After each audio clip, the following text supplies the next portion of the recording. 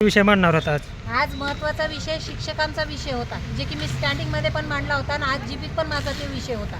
16 लोकांना नियुक्त्या देऊन 4300 शिक्षकावर यांनी अन्याय केला होता. आज एवढा महत्त्वाचा प्रश्न असताना एवढे महत्त्वाचे विषय होते आजच्या याच्यामध्ये. पुन्हा वित्त आयोगाच्या 15 वित्त आयोगासाठी मी आज शेवटचं त्यांना संधी देणार होते की सगळ्या सदस्यामध्ये तुम्ही समान वाटप करा. समान वाटप तुम्ही जर करणार नसाल तर आम्ही कोर्टात जाऊन स्टे आणू आणि ह्याचं बी जिल्ह्याचं जे काही नुकसान होणार आहे याचं सर्वच श्रेय जे कोणाचं राहणार आहे ते अध्यक्ष मोदायचंच राहणार आहे. कारण की आमच्या सगळ्याच्या निधीवर सुद्धा अन्याय होतोय, सगळ्या जिल्ह्यावर अन्याय होतोय, शिक्षकावर अन्याय होतोय. आज महत्त्वाचे प्रश्न जीबीमध्ये असताना सुद्धा यांनी ह्या पद्धतीनं जे आज जीबीचं या प्रशासनानं बी त्यांना जी साथ दिली याचा आम्ही जाहीरपणे निषेध करतो. तुम्ही काय सांगाल? सांगायचा विषय म्हणजे काय आहे की काल परवा शिक्षकांनी इथं लक्षणीय उपोषण केलं त्या संदर्भात 8 जीबीमध्ये आम्ही तो प्रश्न घेणार होतो.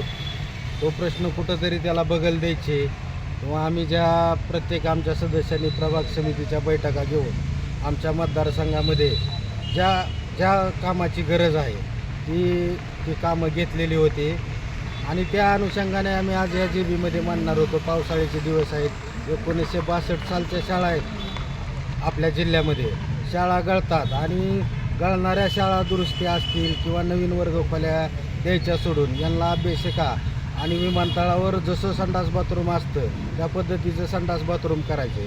पण जर मूळ गाभा विचारात घेतला तर तिथं वर्गात विद्यार्थ्याला बसायला जागा नाही, शाळा गळत्यात, डेस्क व्यवस्थित नाहीत, लाईट नाही, पाणी नाही.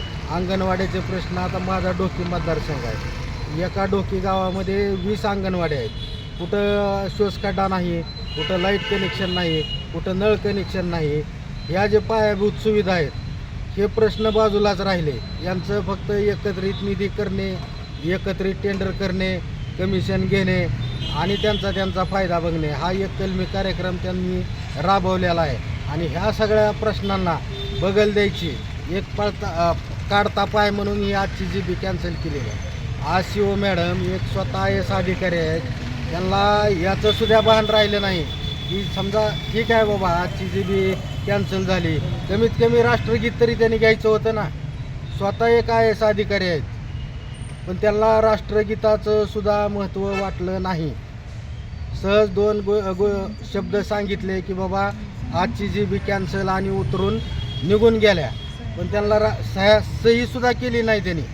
आमच्या सुद्धा सह्या घेतल्या नाही, आम्ही म्हणल्यावर सह्या घेतल्या त्यांनी. आमचा अपमान केला तर केला, पण त्यांनी राष्ट्रगीताचा सुद्धा अपमान केला. हे कितपत योग्य आहे तुम्ही तपासा. तुम्ही आमचे आधारस्तंभ आहात आणि तुमच्या लेखणीला बोथट होऊ देऊ नका, धार ठेवा. ही माझ्या सगळ्या पत्रकार बंधूंना विनंती आहे.